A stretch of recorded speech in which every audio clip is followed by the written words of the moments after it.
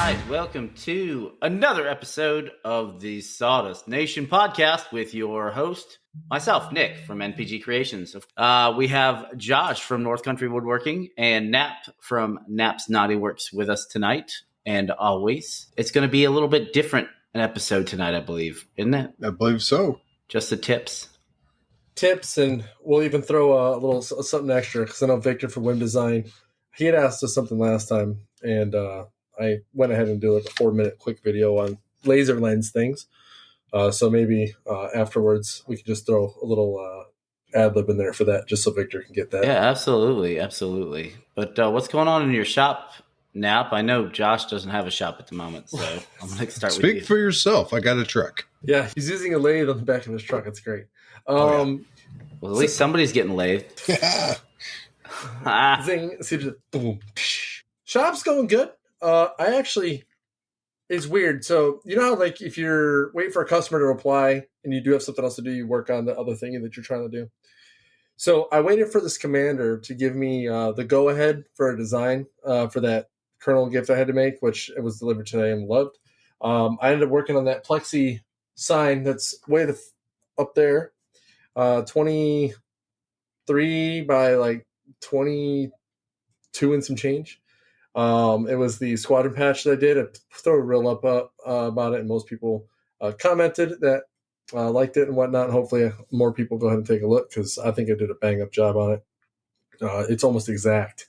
The only thing I missed, which we would only care about something like this, is in the cigar that the skull is smoking and lighting the bomb with. It's supposed to have, like, you know, they have like the stripe when they're like cigars. They got like the brand strip on it. Yeah. So there's a red line on it that I missed. So for the next one, if I do another one, I'll fix that. I'll just put like a small, just draw a box in it to make it look like more like a cigar. But that was like really the only detail I missed. Other than that, everything else, like the colors were spot on, which I was relatively surprised that it came out so well. What's up, Josh? Hey, man, you did an amazing job on that sign. The only thing I forgot to tell you, you misspelled maintenance, my friend. Just kidding. If I spelled it wrong, the person that designed it and gave that to them spelled it wrong. And no, you're not getting me this time, because I've definitely had a couple of those heart attack moments where, like, hey, you didn't put a space here, and I'm like, no.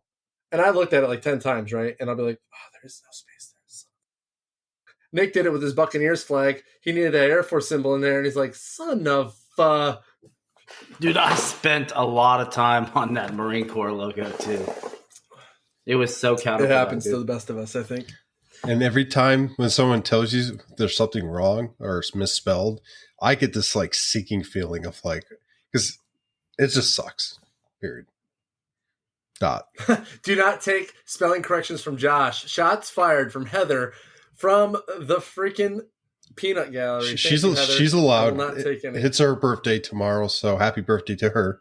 Oh, happy birthday, Heather! Ahead of time, yeah. But yeah, so that was one project. But while waiting for that project, it's going to be 25 again. Yeah, right? Forever, ever and always. Yeah. So while after that finished, which I was surprised I actually got to finished in a few hours, actually, because I'd already had the panel made. I just had to carve out the actual backer and put paint the acrylic on it. So I got that done while also cutting down the shape or sizing for the boards that I made for that quote unquote 12-foot brief. So this particular thing, it had like a story of the colonel always gave this thing called the 12-foot brief. And it was like this whole elaborate thing. And Josh probably knows what a 12-foot brief is. But so it ended up being 48 inches for the main, so 4 feet for the main plaque, which was the maintenance group's emblem with 2 arrows on it. With an inscription on the bottom, and then the tail flashes for both of the flagships for the 23rd and the 69th Bomb Squadrons. So that was pretty cool. And then, of course, all the squadrons under the group, each one of them got their own 2-foot sign. So it ended up being 5 signs all in one, with the top one being mahogany. I know I went against the grain on what the maker chat was saying. However, I went behind the premise of, if the colonel's going to hang any of this stuff, he'll probably hang the main piece, and I wanted it to be something nice. So like as far as like the wood type. So mahogany is what I went with, and then the rest were cherry, which it's funny when you put the mahogany and cherry together, they look relatively the same. Only thing really different was like the grain structure and the fact that the mahogany was just a little bit more red. This cherry piece was a little lighter than most, but hey, cherry's cherry. That's the beauty of it. Some of it's curled, sometimes it's light, sometimes it's a nice dark, I guess reddish color. So either way, it turned out really well. That was received today. And then I made the commander that ordered that, I made his gift for the chief. The chief has bought his gift or whatever out of a piece of curly cherry. It wasn't majorly curly, but it had some curly in it. And then walnut border. That's like the typical, I guess, signature wood combination is the cherry and walnut. So they got that with a rudimentary idea. He's like, hey, can you put these couple things on here? I was like, I could do that, but then it's going to look weird. So I put the Minot symbol in the middle, and then the squadron and group patch on there. And then I ended up taking the inscription that he had, put it over the top, and the plaque had the rest of the stuff in it. So there were some funny ha-ha moments, like, thanks for always being there to cheer us on and letting us stand on your shoulders. And I will tell you the backstory behind that was apparently my commander once upon a time was a cheerleader. So they threw that in there. I was like, well, that's okay. So I threw that in there and a couple of things. You guys giving like spirit fingers at Commander's No, Call we might stuff, go for his final one. That's on Thursday. Yeah. That'd be hilarious. He'll probably kill me if he ever listened to this, or if anybody listened to it and knows who he is. They'll probably be like, he really talked about that. But hey, listen, he's gone, so he can't hurt me. Too bad from where he's going. So that's a good thing. So I ended up giving that to the chief today, and he'll receive that Thursday. So that's good. This patch was due Thursday, but that's done, thankfully. So all I have left is one of those spinners. I just got to cut out the actual patch and B52 spinner piece, like the actual part that's going to spin. I'm going to laser engrave the squadron patch on one side. Then the other side, if you guys have watched Office Space, old Bubbles, Missy stole my stapler. I'm going to be doing a laser dither of him on the other side because, that's, I guess, how they not made fun of him, but that was like his nickname or something like that. So I'm going to do that, and then that'll be done for Thursday as well. And then I'm done with projects for now, as far as like what I had on the list. I have 2 that are due by the end of the month, but I don't have names for one. And the other one, I don't have the design fully finished because I'm altering the design from what it was to something else. They thought the first iteration was cool, but because the individual that designed those left, they decided, hey, we want to change it. I was like, whatever, I'll change it. Like, you guys already paid me, so whatever, I'll just do what you asked because they gave me a good graphic, so it's going to take me no time at all. So those are the last 2. We got a couple things on the forefront for July. I do have one random project coming at the end of this week. A guy that PCS down south to South Dakota, he's bringing some hardware up from their base, and I'm going to take that hardware kind of like I did with the toolbox, but I'm going to make incorporate this hardware into a coin rack. So I don't really know what the hardware is. I got a picture of it. I'm not really sure what it even is for, but more to come on that. Probably talk about it more on the next episode when I eventually get the hardware. So that's what's going on in the shop as far as jobs are concerned. It's nice because I just have that spinner to finish.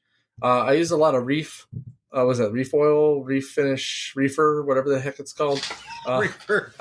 It's reef. She calls it the reefer. Listen, I don't want to get tested, so it's finishing oil and wax compound. Smells damn good. I used about half a jar because there was so much was it surface area to cover, but it definitely worked out and definitely did what it needed to do for me, or gave me the desired finish. So I was pretty happy to use that stuff. So thank you to Coralway Designs for providing an outstanding product there. Other than that, I'm gonna clean the shop probably after the spinner tomorrow, and then I'll do yard work this weekend because I ain't trying to do nothing. I stayed up until like 12:30 finishing those other projects, so I'm pretty tired. But yeah, well, that's like going on in the shop. Josh, I know you're in good old San Antonio, and you've been working off the back of your truck in hopes to one day go to a shop. He's got a piece of wood in front of his face. But hopefully he can find his way over to Nick's shop and maybe do some work there too. But hey, until then, what have you been up to on the back of your truck shop?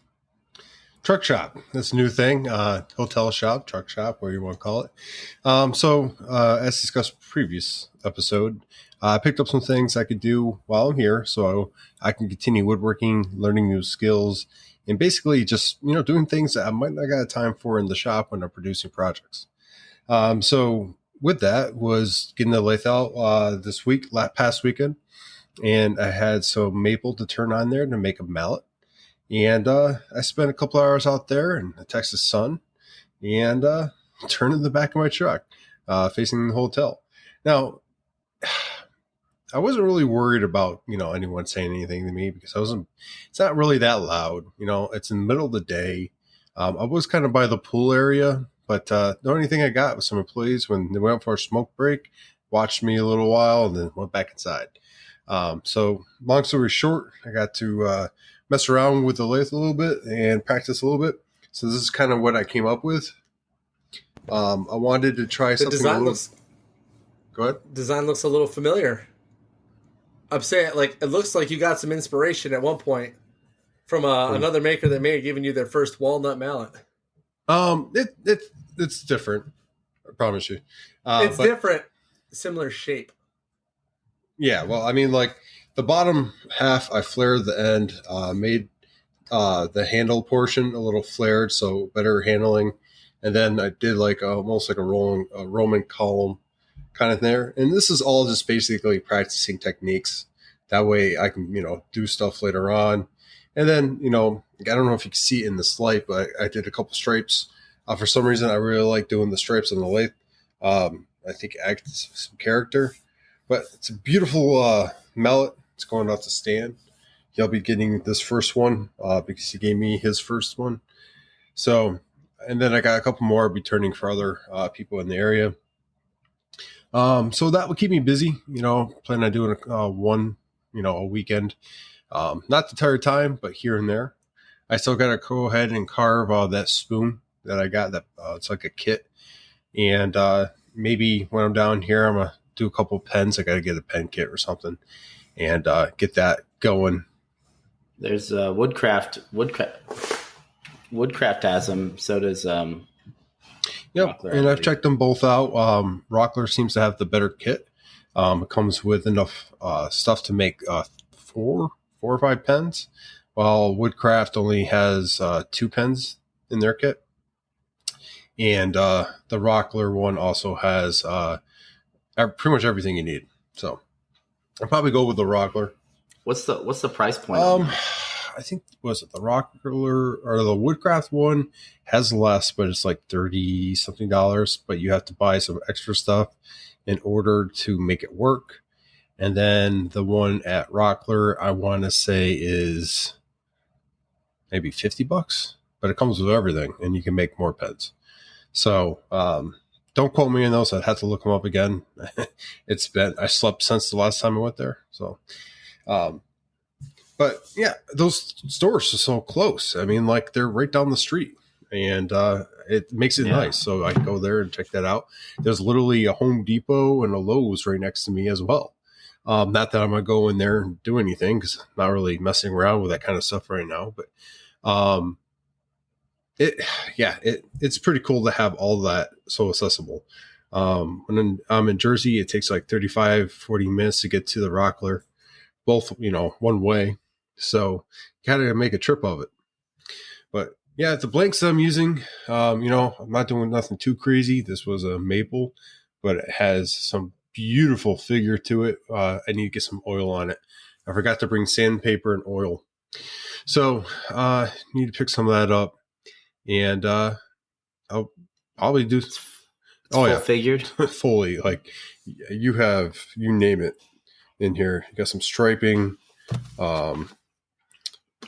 We call it BBWs, big beautiful wood. I really want to get some oil on here because I think once you put some oil on here, it's going to really stand out and truly be beautiful. But I'm doing what I can. Also going to school, and school is taking priority when it comes to everything because, that's what I'm here for. This is my last go at school and, last career in the Air Force. Gentlemen, we have a scholar over here. He's going to, shove it off to the side, but, he got a whopping 95 today on his test. Everyone give a round of applause. You know what I'm saying? Hell yeah, brother. That's what I'm talking about. Way to come, kid. Way to go. I'm proud of you, Dean's List, through and through. DG, 100%. Good Nap's job. doing this because, this school is a lot different from the ones I've been in when I was a flyer. This is a woodworking, but we're going to go down a rabbit hole quick. Most schooling I've been in is like a fire hose. You just basically fire all the information they can at you, and then they test you, see what you remember.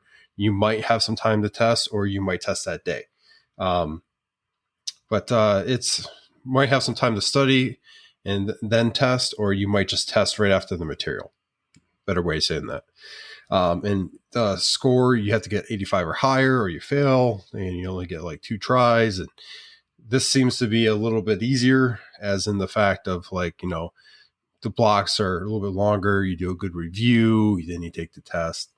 And it was my first test in this course, and that helps me to kind of determine how everything's going to go moving forward. And you guys will appreciate this. Today, I got to brief a random topic that somebody wrote on a little note and throw it into a hat. And one of my classmates decided to write salty nuts as a topic for the brief. So I got to do a 5-minute brief with only 2 minutes to prepare about salty nuts. And I think I did pretty good. Or it was interesting. If you know me, I skinned the line just enough. Most of the class was laughing by the end of it. But which is say, one of the lines in my speech was, everybody can enjoy salty nuts, including on a nice hike or by a fire, where you can share your salty nuts with everybody.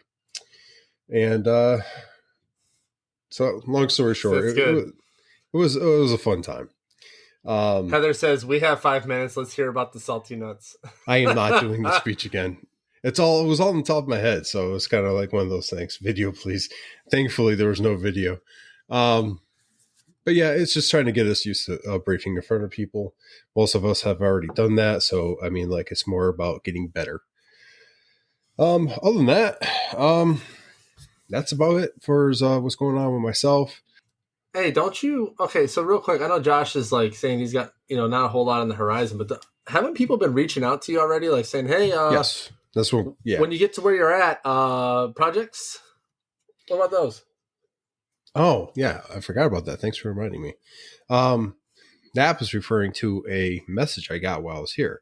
So most of my pages and everything basically saying they say that I'm shut down to September. And I got a message on Facebook where I get the majority of my stuff. And I had someone reach out saying they wanted a shadow box. And I'm like, okay, well, just keep in mind, I won't be able to do this until like September, October. And when do you need this by? They're like, 2 years from now. And I'm like, well, this is kind of early reaching out. And I got a pretty good compliment from these guys. They basically wanted me to complete their project because they liked the work I did. And they wanted to ensure they can get into my list and I can complete it. So they put down a deposit, and it's one of the first projects I'll be doing when I get into the new shop. So I didn't know what to say. Like, just, it's going to be a different type of shadow box that I've done before. Not too complicated. It'll be the Air Force symbol and then the 3 chief stripes on top. And, I'll probably design everything while I'm here. But just the fact that they wanted to schedule with me this far in advance, and then I'll be sending it to them so they can put everything in it, and then they'll keep it until the day of. Jason, why are you bringing stuff up from the past, man? Listen, that towel was cleanish. There was no saltiness involved. Just stop. Stop bringing up the past. It's funny. You said that, my friend. I've been thinking about sending a picture of one of these towels and Nap to say, "Oh, old times." But I thought that was going somewhere else. I was like, "Whoa." No. But yeah, maybe I'll give him one of these towels for Christmas and just be slightly absolutely used. Not. If I get a towel, I'm burning that Sunday. But yeah, I'm keeping busy. That's what matters. I got to meet up with an old friend of mine I haven't seen in a number of years. And hopefully I'll be meeting up with more people while I'm down here. And then who knows? I'm getting jobs 2 years from now. So It's been good. I can't complain. I could do a little woodworking with the stuff I have and keep me busy everywhere else. So, but Nick, man, what's going on in your shop? Haven't really heard from you lately. Oh man, I've been up till 1 a.m. pretty much consistently for the past week. I finished this past weekend. I finished 2 shadow boxes. One was like the American flag cutout shadow box.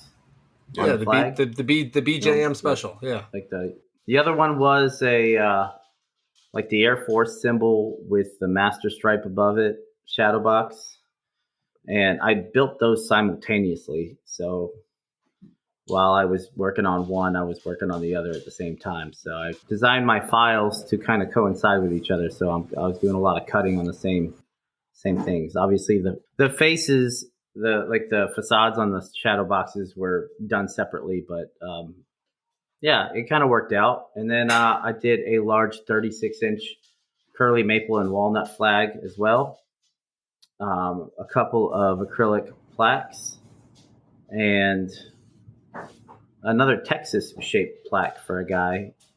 And it's not the most efficient way to do things, but I've been shipping them off individually. Like I could have shipped everything together, but there was no way I wanted to make sure his shadow box made it there on time. So I shipped it first. And then the plaques were second, like the second objective. Yep. You know what I mean? They were less important. So hold on a second, guys. I've got some movement in the background here.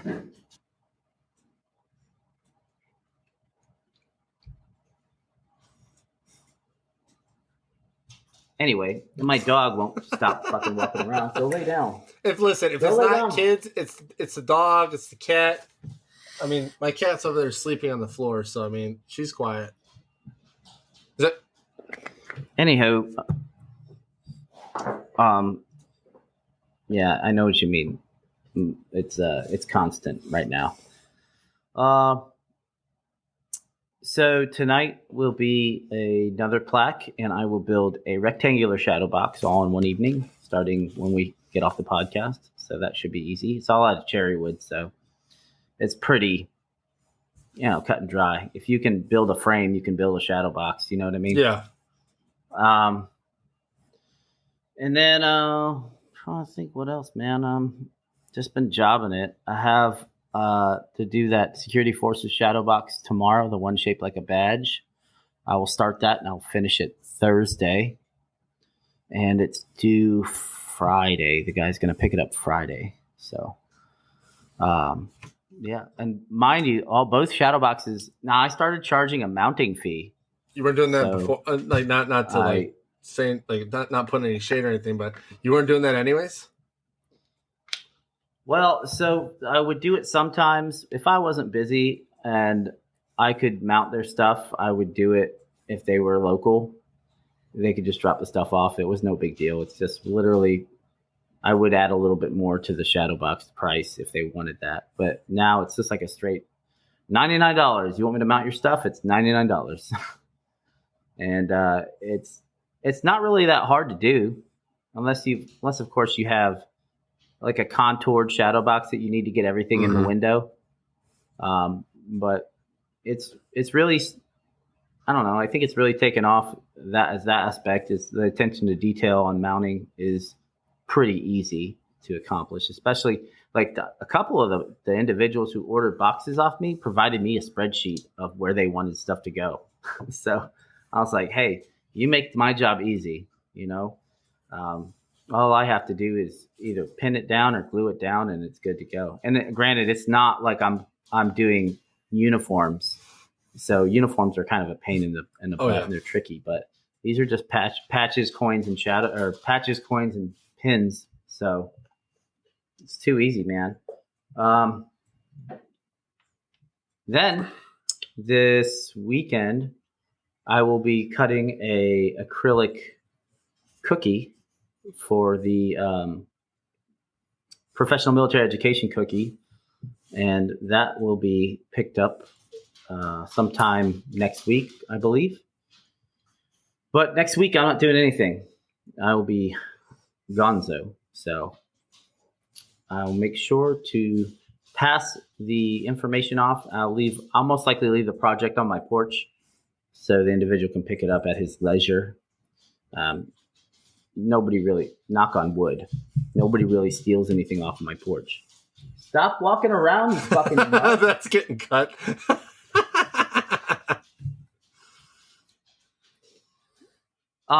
Yeah, so I'll be gone. I won't be on the podcast next week. I have some vacation scheduled. It's been pretty tricky. You see this You see this guy behind me? Yeah, that's it. Lay down. It's pretty tricky scheduling your projects around vacation time. I imagine. But I knew in quite a bit in advance, so I could actually do that and not overload myself to the point where it was impossible. So, yeah, not too many issues. I did have a guy that I work with come by and help clean my shop up for me.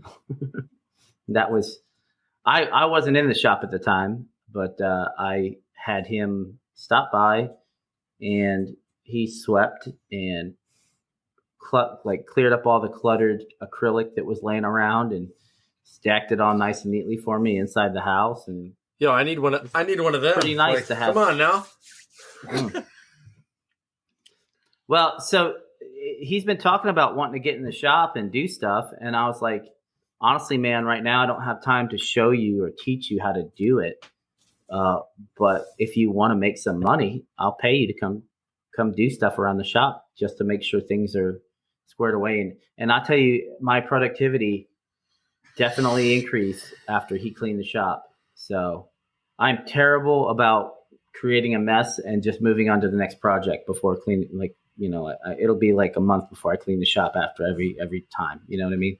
So saved me a boatload of time and it increased my efficiency. So it was worth the $40 I spent to have this guy come and sweep out the shop. So yeah, man. So that's about it. That was Sunday morning. He stopped by. Sunday afternoon, I was finishing the last shadow boxes that I spoke about, and I had them out. I don't know if you guys are still using Shippo or not. I am using Shippo, but not currently, no. Yeah, so you're stupid. Yeah, Josh isn't currently, but he will be again. But it's really easy if you don't have a shipping website that you use. Check them out. I know there's a bunch of them, but like middle of the night, I'll go and print shipping labels after everything's all boxed up, and throw the projects in the car for the next day, just so I could drop them off at UPS, and they're gone. Shippo's pretty easy, user friendly too. I like that you can add from one of the projects that had damaged. I think every time now I add insurance. I tell you what, folks, insurance is a cheat code, because when they scan that, they know it's insured. When they scan it into their system. I also write on every package, do not stack. I have them put fragile stickers, which they do actually put them on, because I asked the customer if they, put those on there. But yeah, so I insure every package now because, well, I don't like things, getting damaged. And as we're sitting here talking about shipping with a customer. They're asking for a flag, one of those cherry black, cherry flags. Hell yeah! No, can't beat that, man. But the cool part is you can do it at your own leisure. You don't have to wait in line at the UPS or USPS, whatever you decide to use. I refuse to use the United States Post Office anymore unless they have to for APO shipments. So I didn't tell you guys that I had shipped off a shadow box through USPS, and it was one of the American flag ones I do with the United States Continental cutout. It disappeared. I thought they scanned it in, but apparently not. It fell off the face of the earth. Mm-hmm. It was heading to Italy. The individual messaged me. It was an Etsy order too. So the individual messaged me and said, "Hey, it's been like 3 weeks since this thing shipped. Where is it? I'm like, I don't know, man. I just ship it. The USPS should be the one doing it. But the problem with shipping to APOs is once it gets to the APO center, I believe it's in like New York. Once it gets on that big boat or that ship or whatever, the airplane, you don't know what's going to happen to it after that fact because the shipping stops. It says it was delivered. So there's an intermittent time period to when majority of my packages will say delivered, but that just means it was delivered to the port of embarkation, and then the customer ends up getting it or they don't. So what did I have to do to be a good business person and make sure this guy's retirement was intact still? Because, a shadow box is a big part of someone's retirement. You really only get one shot at retiring. So, you know what I mean? From the military. I built another one.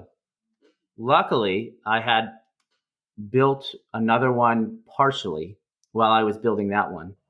So it was almost like the materials were already covered, but it was almost like I had foreshadowed that this would happen by building a second box. But I had to finish it still, and it was a lot easier than doing the glue up and all that stuff. It saved a lot of time. But I got a message from that person recently that they received it and they loved it and it was great. So I do ship. I don't know if you guys do this or not though, but every one of my shadow boxes comes with a 3x5 flag already in it. I ask the client if they have a personal flag, because a lot of the people I deal with, at least on McGuire, they flew. So like some people fly with their flags and whatnot, and that's the flag they want to be put into the shadow box. And if they're already putting everything in, then I'll let them do that too. So. Well, so the reason I do that is for this purpose only. A lot of times people don't know the different sizes of American flags. Let them know. No. Yeah. They just don't know. So they'll go and buy a flag for their retirement, and they're like, "Hey, it doesn't fit." Well, no shit, man, or no wonder you bought too big a flag, or hey, you bought. I haven't heard of people buying too small of a flag, but yeah. So it just saves. I just incorporate that cost into the cost of the box. Now they're made in China flags. It's not like it's going to be something fantastic, but still it's something that when they get it, all they have to do is load if they didn't pay a mounting fee, all they have to do is load their stuff into the felt and it's already good to go. The flag's already folded for presentation. They can still do the flag folding at the ceremony. And, once everything's all said and done, if they want to swap out their flag in that box, that's fine. If not, then it's just kind of eases the process. So real quick sidebar on this. So when I told y'all how my family's in town and how my grandfather and my dad kind of gave me an idea as far as like production with shadow boxes. So I found another way to make shadow boxes and make them more repeatable. So build the frame first and build the facade to the frame instead of frame to facade. Because when you build a frame, it should be the same each time. So if you're able to have, and Josh, you got the weird look because you probably do this already. I wasn't doing that. Nope, I got an idea for you. What's your idea? Other than the finger dance? Well, I was going to let you finish. I was going to try to be rude and be like, well. Oh, yeah. So real quick, but yeah, no, I'll finish. I'll finish. I'll get you a towel. Yeah, thanks. But yeah, so I'm actually going to start designing my shadow boxes around a frame, because if you can repeat your frame cuts over and over and over, the facade should match it every time. So I've actually I took notes on the last shadow box of what the legs, I call them the legs, but the frame pieces are, and I'm going to build my next shadow box around that. So from now on, when I get a shadow box order, I know, okay, cut these frame pieces and cut the facade, and it fits perfectly every time. So I'm actually pretty excited to give that a roll, because I ain't going to lie to you, it's so simple that I didn't even think of it. So I'm actually excited to see how that process works out, especially on the repeatability factor. Instead of having to reinvent the wheel every time I make a frame or a shadow box portion. But yeah, Josh, what's your idea, man? So I brought this up on the podcast a while ago, but so what I ended up doing is I took a scrap piece of plywood that was big enough for basically the box portion of my shadow box and make for the stripes. I want to say these are primarily for the master stripe or the senior and stuff like that. And I used some scrap wood and made basically a frame where I can input the pieces, and they have to fit that this jig essentially in order for it to go back onto the facade. So it has the length of the piece, the degrees I need to cut on there, the steps, pretty much every little thing that I write in my notebook is on this piece. So it's a complete jig. And it also allows me to go ahead and, when I'm building it and gluing it together, it holds it together for me as well. So my box will always, I say always because you know how wood likes to do its thing, but should always be exactly the same because it has to fit this jig, and I'll be using the same numbers every single time. So I no longer have to worry about it fitting the facade or the box being a little different. I can literally cut out the acrylic, the backer, everything as the facade's being made because it fits the jig and fits the piece in the way I've done it. I did it with one shadow box and it worked really well. And then I was making a second one right behind it, and I was able to basically, took about half the time to build because it was all right there. Everything was laid out in such a way where there was no thinking involved. I had to fit this jig in order to make it work. And, as long as it fit the jig and it was tight, I know that will fit the shot or the actual facade, and there's no guesswork involved. So, everyone can make it different. You can do your own thing, but I found that reduced, and it's so much less stressful. Just I look, no guessing involved in it. I know it's going to fit. So. Yeah, so that's one thing that I've been getting a lot of. I thought about doing something to that aspect of making it repeatable, but I get so many requests for variations. True enough. Well, as long as the facade, I mean, I could build a library. As long as the facade sits almost the same in the same area, it doesn't matter if you make a chief or a master or any which way. As long as it has the general shape and the inner portion, it will fit the cutout shape. So I can. But I'm talking about size requirements, though. Yeah, I don't get any size requirements. So I tell them I've made the only chief box I ever made was 36 inches tall. So I was what? Everything has to be exponentially bigger now. And that's on my Instagram from a long time ago. But that was a big bastard. That was for some command chief who was retiring.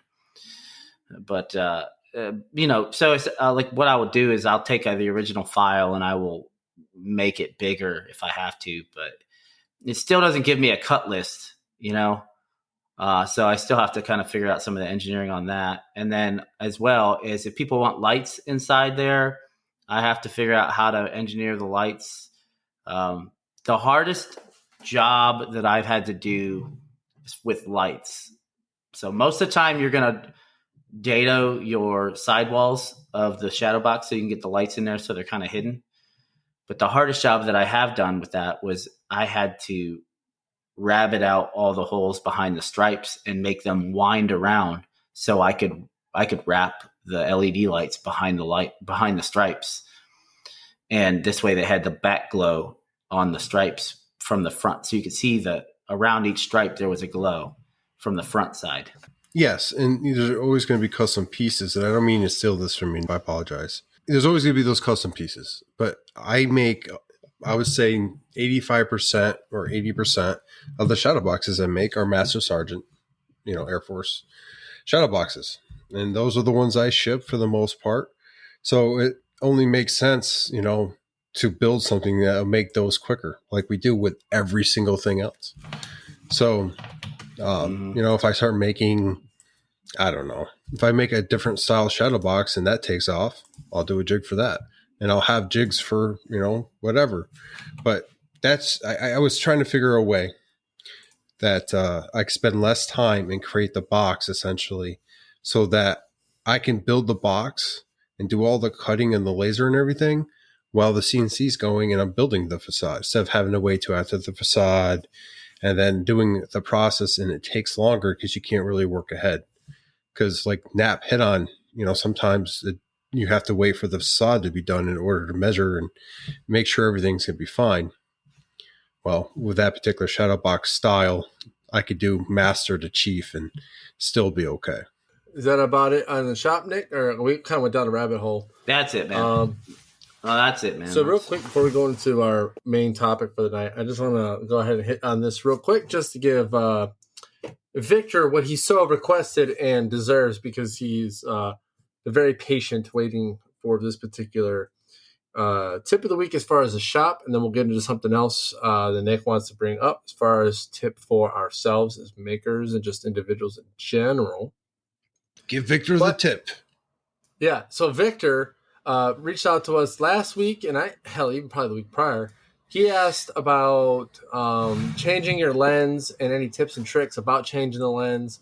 How do you know you put it in right, and those sorts of things. So I went real quick and recorded a 4-minute video, which I'm going to share with you all. I'm actually going to switch my mic to my speaker because I don't know how to make the sound come through Riverside through the video. So I'm going to go ahead and tilt the mic to the speaker here. Probably barely hear me now, but give me a second. Let me share my screen. Make sure I got the right screen, right? There it is. All right.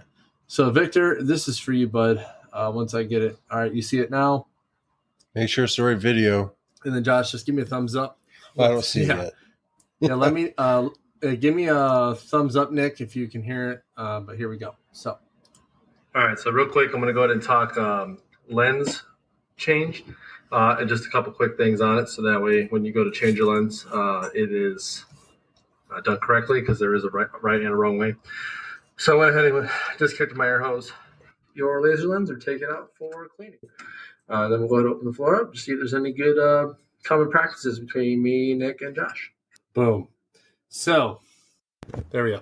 Okay, so yeah, that's how you change the lens. That's honestly, I think I hit on most of the stuff, but if you guys have anything extra to add to that, please do. Josh, what you got, bud? Okay, a couple important notes that you hit on, but I just want to make sure are very clear for our listeners. So when you screw that retaining nut back on, make sure you don't, like you said, it doesn't need to rattle. You don't want it to rattle, but if you tighten that too much, you're going to bend the lens, which what that does is actually alter the laser as it goes through that lens. And you are not going to get the most efficient use of your laser. Going further on that, if you use American Photonics laser heads, he glues his lenses in there so that the actual retaining nut doesn't actually mess with the lens bending them, because he found during his research that even if you tighten it down so it doesn't rattle, it actually takes the lens and bends them, reducing the curvature of the lens and then therefore the laser. So with his, you could take it off and then use a Q-tip to clean the lens at both sides. I think Victor had bought a kit. I don't know if he's installed those yet or not, but just keep that in mind. You might not be able to pop that lens out because he glues those down. So, yeah. So one more thing too is if your laser is you're trying to troubleshoot while your beam is not consistent, check your lens. And I've had it to where that little nut in there that was screwed down and touched the I think, what is it? It's not silicone, whatever the washer is that goes in between to hold it in place. You know what I'm talking about? The little white ring. Yeah.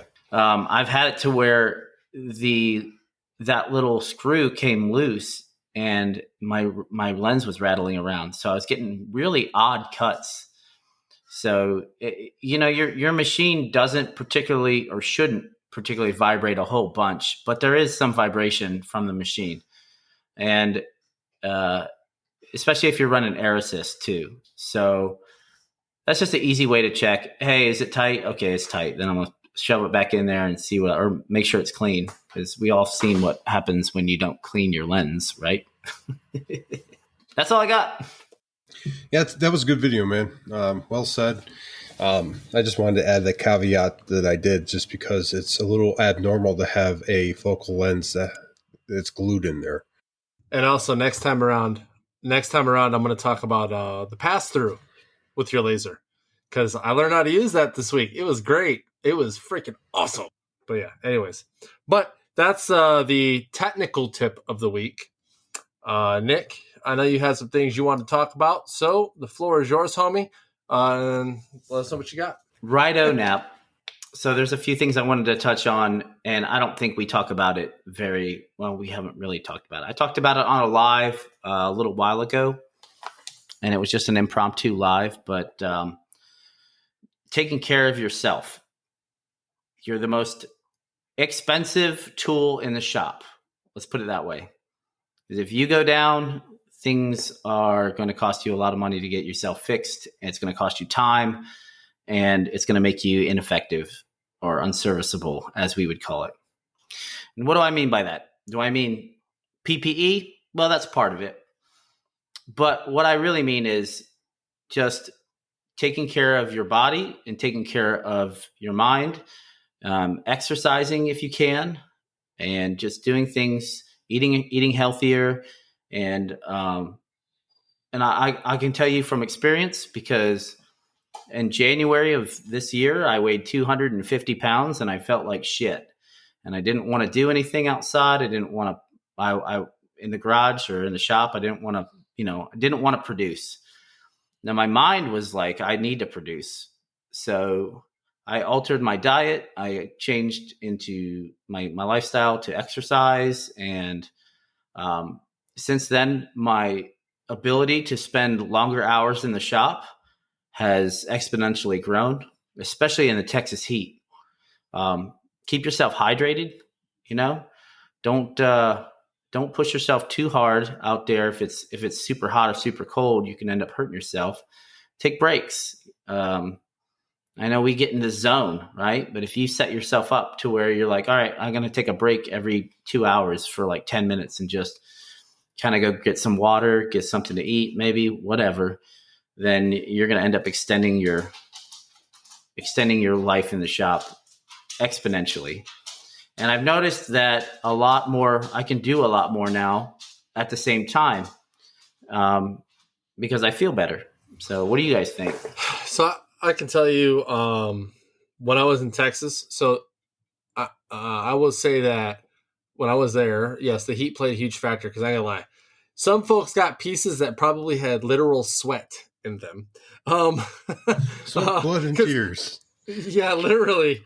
That's just a DNA. That's just your DNA. Yeah, right. Like, mark. I'm not even going to put a laser etching on the back. It legitimately has a piece of me on there. But I'm going to tell you what, folks. Mental health is a huge thing in the shop. So I can tell you, like, I know, Nick, you overtask yourself at times. I've overtasked myself. I know Josh has overtasked himself. There was a project I was working on. It was a retirement chest for my buddy, and I had messed up. And I'm going to tell you what, like, in my mind, I was like, the world's over. I don't know what to do. Like, I was legitimately, like, at the point, like, there's times where I've had, like, almost fits where, like, I just want to throw things because I don't know what else to do. Like, it's like, because there's nothing you can do sometimes. Right? You've definitely thrown things. I have. No, I have thrown things. But that day, I actually called Josh because, like, Josh, bro, I messed up. I don't know what to do. And the funny thing is I had the tools and the the know-how to fix it, but I wasn't thinking at the time because I didn't know what to do at that very moment. But then Josh, I was able to talk to him, and he was able to center me back down to earth here. and I was able to fix the problem. All I ended up doing was drum sanding off laser etching, re-laser etching it, and everything was good. Problem was it was due the next day, which is why I lost my mind. I've also had times where things just don't go right, and I'll be one to admit I've had times where I've legit almost shed a tear in the shop because it's like it's so much, and the pressure. Believe it or not, pressure is a thing in the shop, especially for folks that are full time. One thing in our case, active duty, but then worrying about work things, but then also worry about shop things. And when you can't produce, as Nick says, if you produce to the max, you have to take care of yourself. We don't typically do that because we're in the grind. We're in the zone. We don't take breaks. We don't eat sometimes. Like last night, I didn't eat dinner last night. That's not good. But I stayed up to 12:30 in the morning getting jobs done. That's not healthy. But at the same time, some people thrive in that and they do their best work. To each their own. But at the same time, that's not a good way to do business. So I can say, Nick, as far as taking care of yourself and making sure that you are 100%, I think is definitely something most makers could probably take a note from, because the stress is real. It happens. It's going to get the best of us at times. But yeah, I would say, Nick, that's some pretty solid stuff, man. Definitely taking care of yourself is a huge part of it because although I know I'm a tool, as Nick would say from time to time, I could say being in North Dakota and being able to take jobs at a time and being able to pace it out a little more. I do overtask myself from time to time, not as much as Texas, but like this weekend, after I'm done with this last job, I get to enjoy a 4-day weekend. So, I didn't do that in Texas, and I wish I would have. So yeah, good points, Nick. I would definitely say I agree with you that taking care of yourself is extremely important. Josh, what do you got to say on the matter? Okay, so you guys are both hit on a lot that, I go on all day about. When I first started woodworking, every little mistake I got upset about. I wanted to throw stuff. I would get angry. I'm stupid. I can't do this, because I was learning. I didn't know. I wasn't giving myself enough grace. Over time, you have to get better. I've learned that, mistakes will happen. I've learned how to fix those mistakes. And importantly, when I'm getting to a point where I need to take a break. The most recent example is when I did the retirement chest that I still haven't posted, mind you. There was a part actually 2 parts, where I literally, the kids and my wife pulled up and they just came from an event because, Heather's great about taking them out and doing things to kind of let me get to really, work. And they came back and they wanted to say hi. And I literally looked at Heather and I'm like, look, I can't be a dad right now. I can't be a husband. I can't process that right now. I recognized that I was upset and frustrated and I just could not do anything other than just chill out, relax, take a break. Once I was in a state where I could, fit those shoes again, I took a break. I went inside and played with the kids, asked how the time was, apologized to Heather. And then I went back out and I fixed the problem and continued on.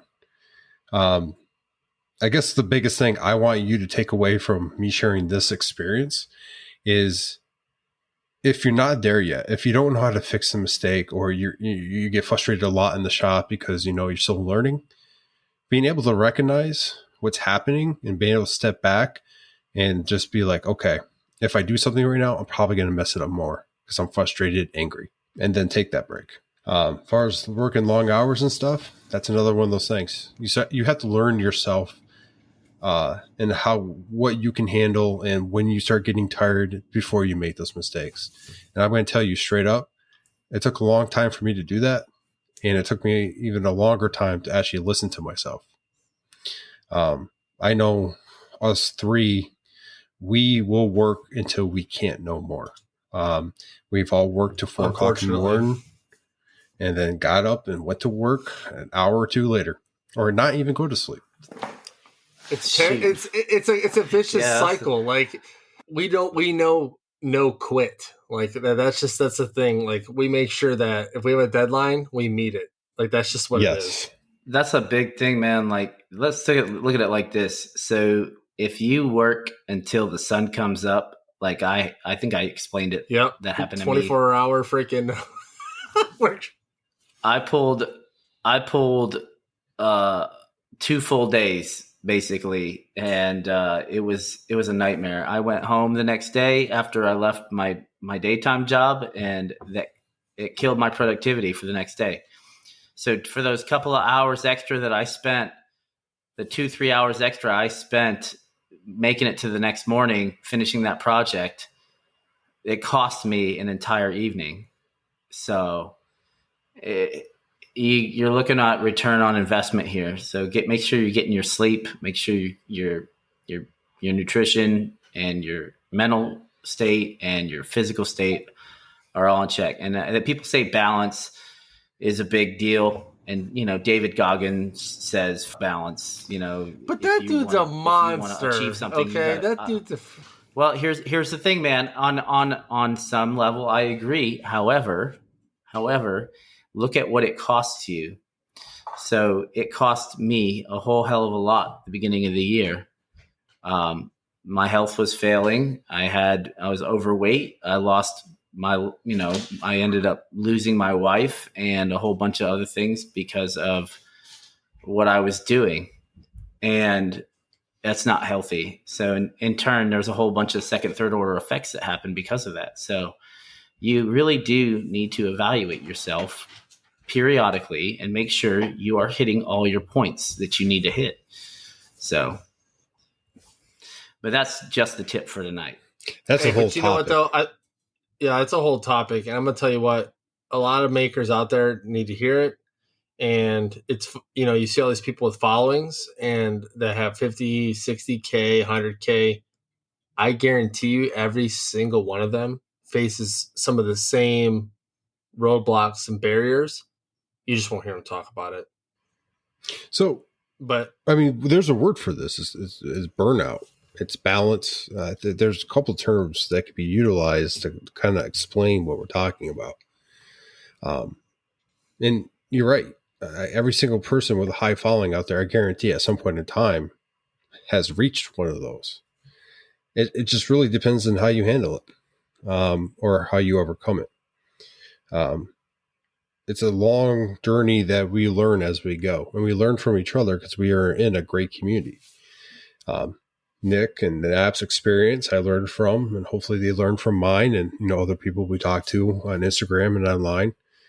But Nick said it right. Like, no one really talks about the ugly side of it.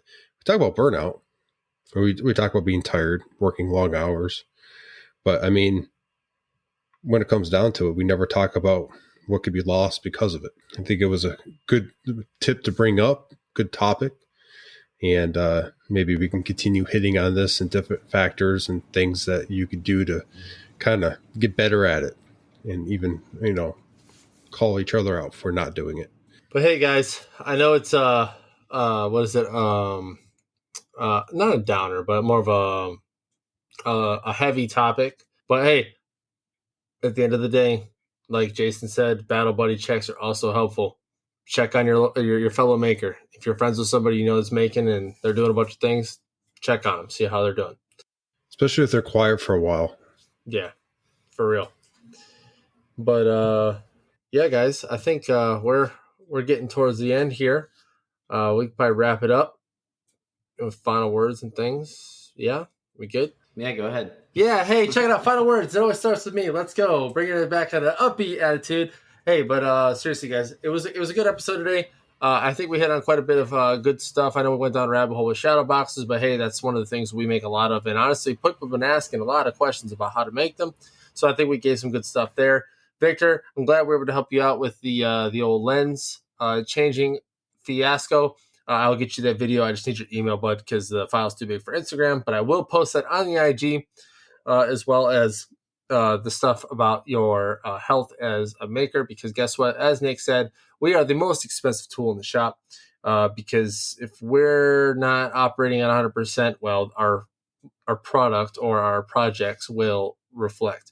But keep helping the community out. Keep reaching out to each other. Keep being the emotional support for each other, because guess what? That's what's going to keep keep us going and make us stronger. Nick, what do you got, bud? Like always, take care of yourselves and each other. And learn from our mistakes. Josh. Thank you for listening to the 155th episode of Sawdust Nation Podcast. We hit on a lot of great information. I mean, a lot. If you are listening to this and you hear a little part go kind of quiet and then pick up and go a little bit louder, it's probably the tip of the week that we showcase to our Patreons live during the recording. And if you'd like to go ahead and see that little tidbit, you can go hit up our Instagram page at Sawdust Nation Podcast on IG. There we post it, maybe this week or next week, but it'll be up there and you can go ahead and see it live for yourself, or not live, but pre-recorded. Go ahead and utilize that as such. We had, like I said, a lot of great information in this episode. Hopefully it will help you on your journey in woodworking. So make sure you get in the shop this week. Go make some sawdust. The Sawdust Nation Podcast out.